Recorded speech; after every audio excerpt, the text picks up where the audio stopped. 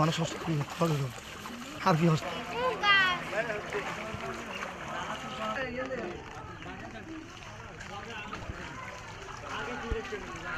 সাতকানিয়া, বাঁশখালী, চন্দনাইশের অসংখ্য জায়গা গ্রাম অঞ্চলে একদম মানে চলে গেছে।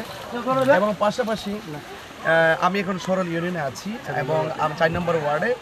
আপনি যদি মনে করেন, আমি যদি একটু ভালো করে বলতে চাই পরিস্থিতিটা, অনেকে হয়তো মেন রুট পর্যন্ত আসেন, ওনারা মন চায় যে ভিতরে যাওয়ার জন্য, কিন্তু নৌকার কারণে যেতে পারে না। তো আজকে আমরা 7-8টা নৌকা অনেক কষ্ট করে এলাকাবাসীর সহযোগিতায় আমরা সংগ্রহ করেছি। আজকে এলাকার ভিতরে গিয়ে দেখলাম প্রতি ঘরের ভিতরে কোমর পানি, বুক পর্যন্ত পানি, হাঁটু পর্যন্ত পানি।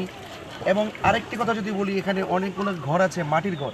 এই মাটির ঘরগুলো এই 7 দিনের বাড়ি বর্ষণ আর পানিটা লেগে থাকার কারণে ঘরগুলো ভেঙে চাপা পড়ে গেছে, পানির সঙ্গে চাপা পড়ে গেছে।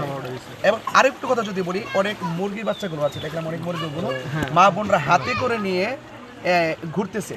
তো আমরা সহজেই বুঝতে পারছি যে একটা মুরগি যে হাঁটবে, অনেক জায়গাতে সে মাটি নাই, পানি, শুধু পানি আর পানি।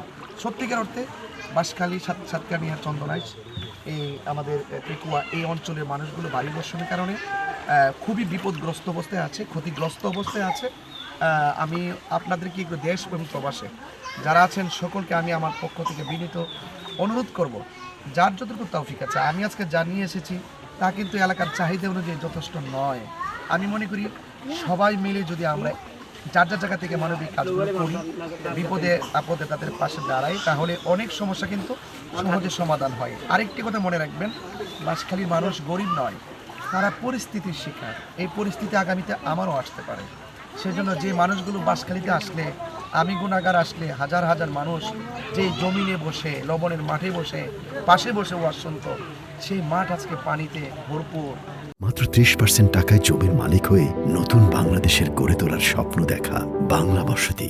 ঘরে পানি, মানুষগুলো পানিতে কাতরাচ্ছে, যে সেই মানুষগুলো আমাদেরকে এত ভালোবাসে, যেই মানুষগুলো এত কষ্টে আছে, আমি ঘরে বসে থাকবো সেটা আমি মানে ধৈর্য ধারণ করতে পারি না। এই জন্য আমি এসে আমি তাদের কষ্ট দেখে আমার কষ্টের পরিমাণ অনেক বেড়ে গিয়েছে।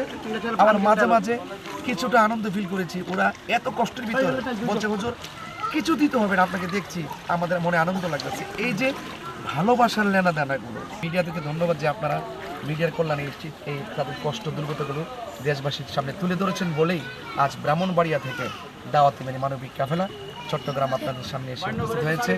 এবং আমাদের জন্য দোয়া করবেন, আমার জন্য দোয়া করবেন। আপনারা ভালো থাকলে আমরা ভালো থাকি, দেশ ভালো থাকবে।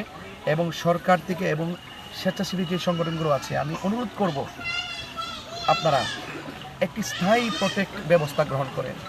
আজকে ওই দিক দিয়ে ইকো পার্কের জায়গা থেকে যে আমাদের যে নদীর সাথে যে কানেকটিভ যে তীরবর্তী অঞ্চলগুলো বারবার বৃষ্টির কারণে কিন্তু এইভাবে ক্ষতির সম্মুখীন হচ্ছে।